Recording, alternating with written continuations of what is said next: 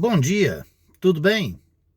Espero que esteja tudo bem contigo, com a tua saúde e com a tua família.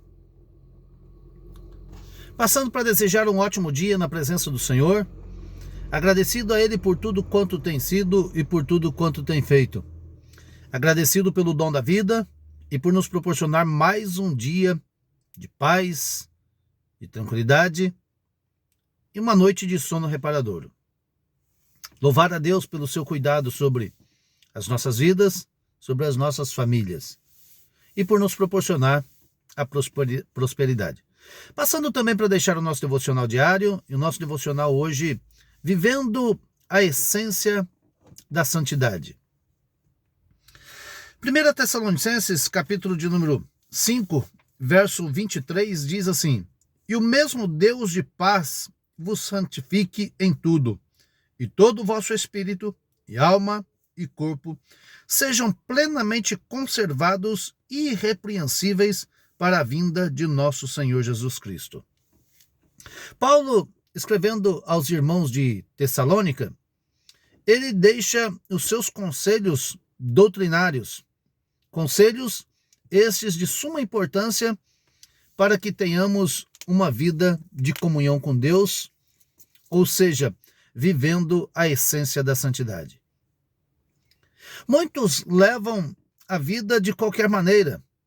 Muitos até procuram justificativa para algumas práticas.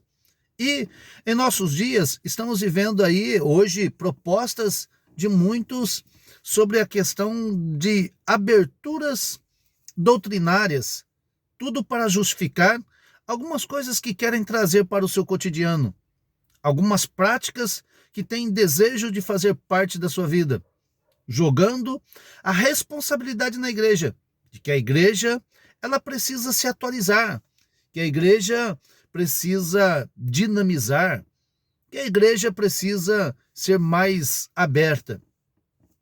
Olha, por mais que a igreja abra, por mais que a igreja flexibilize ou tente se adequar às pessoas, é preciso ter a plena convicção de que a Bíblia não se adequa a ninguém. A Bíblia jamais vai se adequar ao homem. Quem tem que se adequar à Bíblia é o homem.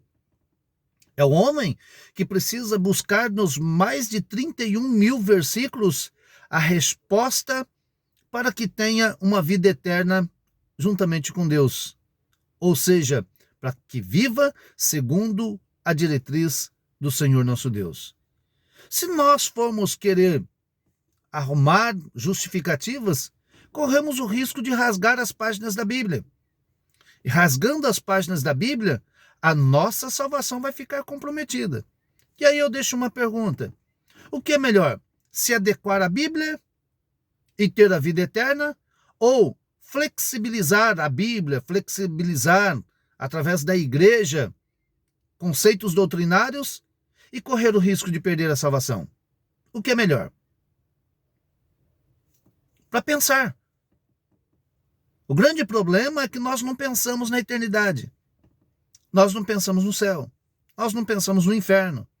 Nós só pensamos na satisfação da carne. A nossa carne deseja algumas práticas que a Bíblia condena e nós queremos que a Bíblia ratifique o desejo da nossa carne. Queremos que a Bíblia nos ajuste ao desejo da nossa carne. Lembre-se, os prazeres da carne são inimizade contra Deus.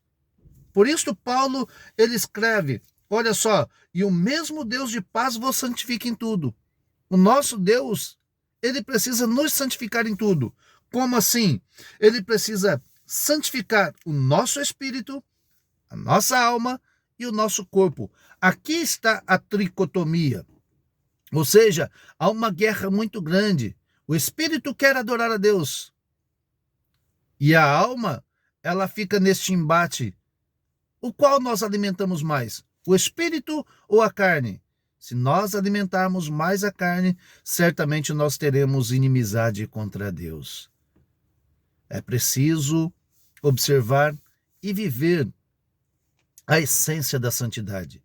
A essência da santidade se vê à luz da Bíblia, não à luz da religião. Porque hoje muitas religiões elas querem segurar os seus públicos, elas querem manter os seus templos cheios. E para manter os seus templos cheios, elas fazem de tudo, inclusive rasgar as páginas da Bíblia. Só que, se nós olharmos para a história, na história do dilúvio, apenas 8 pessoas foram salvas. No tempo de Sodoma e Gomorra, apenas a família de Ló foi salva. Olhamos para a parábola dos perdidos e achados, aliás, o capítulo dos perdidos e achados, que é o capítulo 15 de Lucas, nós vemos que uma mulher perdeu uma de 10. Depois, o pastor, uma de 100. E depois, um de 2. Ou seja, meio a meio. Um filho ficou e outro foi embora. E no tempo, ou na administração do tempo, vai se diminuindo o número de salvos. Tudo porque nós olhamos para o movimento ideológico e queremos adequar a nossa vida espiritual a movimentos e segmentos ideológicos. Pense bem, o que é melhor para você? Deus, sem nós, continua sendo Deus. Nós, sem Deus, nós somos ninguém. Deus já está no seu alto e sublime trono. Deus está no céu. Jesus está no céu. Nós estamos na terra. Se quisermos ir para o céu, precisamos nos adequar à Bíblia Sagrada. Nós é que precisamos de salvação. Deus não precisa. Jesus não precisa. Nós sim. E se nós quisermos ir morar no céu, precisamos mudar os conceitos. Esse negócio de querer flexibilizar a Bíblia, esse negócio de querer buscar uma religião que melhor se adeque a mim, é pedir para ficar do lado de fora. Não busque uma igreja que se adeque a você. Busque uma igreja que se adeque à Bíblia Sagrada. Uma igreja que esteja mais próximo que a Bíblia. Pastor, não existe igreja perfeita. Claro que não existe. E quando você encontrar, não entre nela. Você vai estragar ela. Porque a igreja é feita de pessoas imperfeitas, mas que elas prezam por buscar a verdadeira palavra ou buscar a salvação. Como diz na passagem do publicano e do pecador, o pecador batia no seu peito dizendo: Deus, tem misericórdia de mim, que sou pecador. Deus o justificou por causa da sua humildade e seu reconhecimento, enquanto o outro ficava apontando as falhas dos outros. Então, nós precisamos olhar para a Bíblia e santificar o espírito, o corpo e a alma, para que sejam irrepreensíveis. Grande abraço, Deus nos abençoe.